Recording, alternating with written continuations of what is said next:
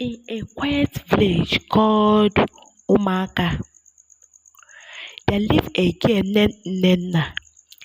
She was born on a cold night, just as the moon was full and bright. Her birth was not like others.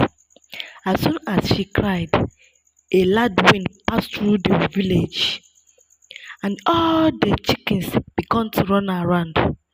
The elders said, "This child is not ordinary." Nena's mother, Mama Ada, had waited many years to have a child. She had gone from shrine to shrine, begging the gods to bless her. One day, she went to the shrine of the river's goddess called Ezenwayi, the great female spirit who lived inside the sacred river of Omaka. There, she cried and promised, if, she, if you give me a child, I will give her back to you. That night, Ezenwayi came to Mama Ada in her dream. She was tall, beautiful, and her body was covered with white chalk. She said, "Your tears have touched me. You will have a daughter, but she will not belong to you. She is mine. She is destined to serve me." And so, Nena was born. From a young age, Nena was different. While other children play and chase butterflies, she sits by the river talking to herself, but she was not alone. She was talking to the spirits. Animals loved her, bird followed her, and snake never bites her.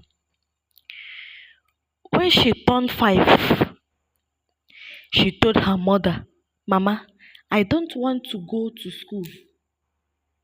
I want to learn the ways of river." Mama Ada was afraid. She remembered the promise she made to Ezenwayi, but she had grown to love Nena too much. She said, "No, my daughter, you must go to school. Forget the river. You are not a spirit child. You are mine."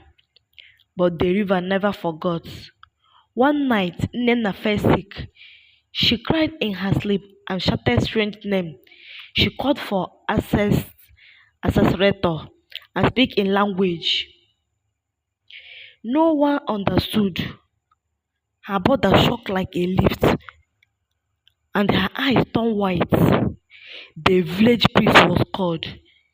He looked at Nena and stepped back. "This child is not sick. She is being called," he said.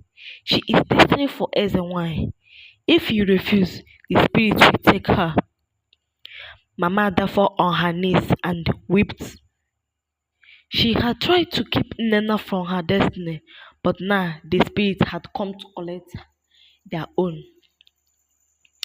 A great meeting was held in the village square.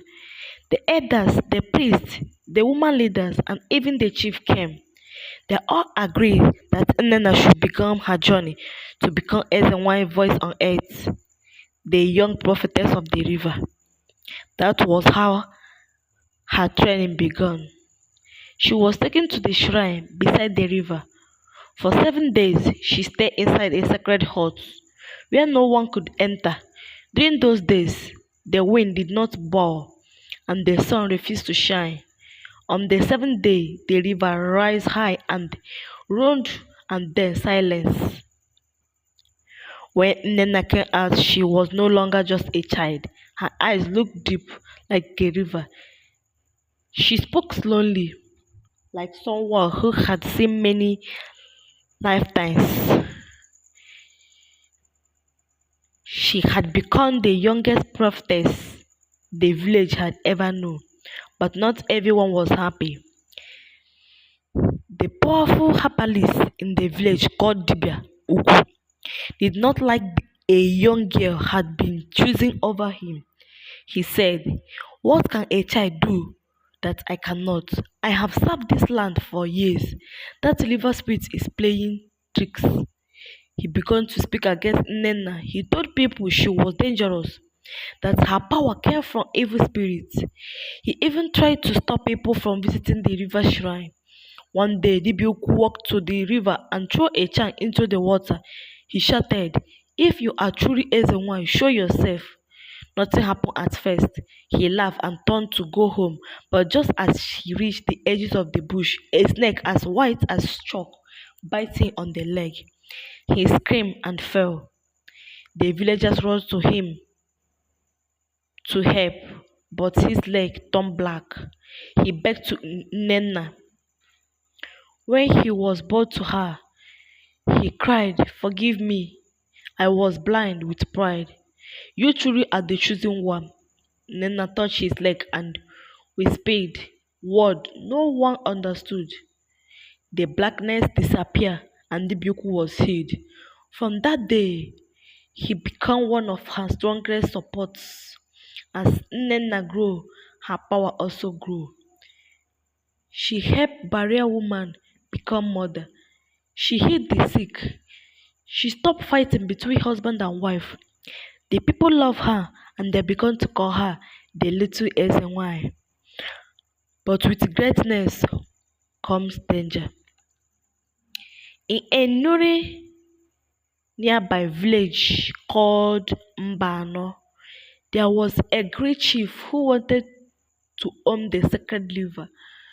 His name was Chief Udo.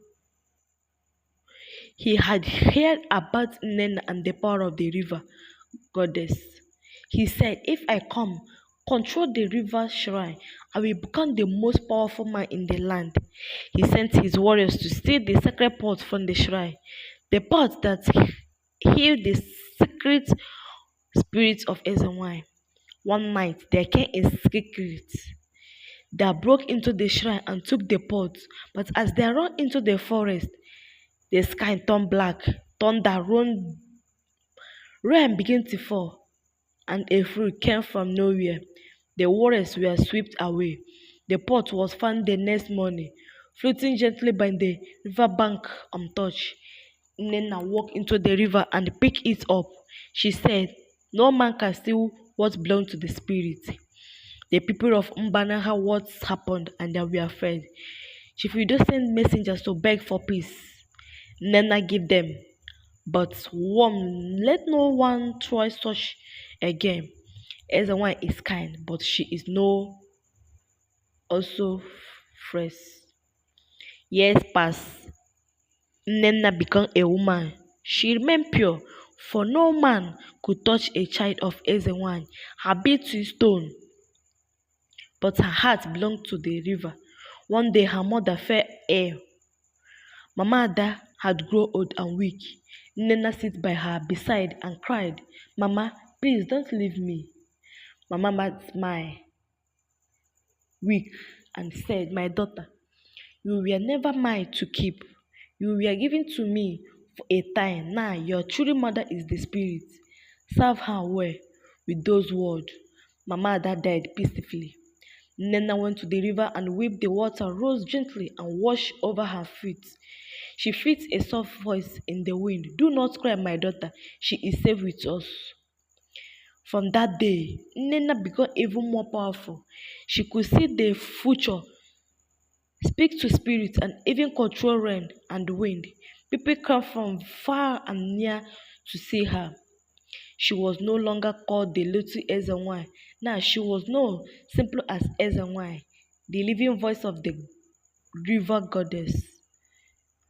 When someone is born with a divine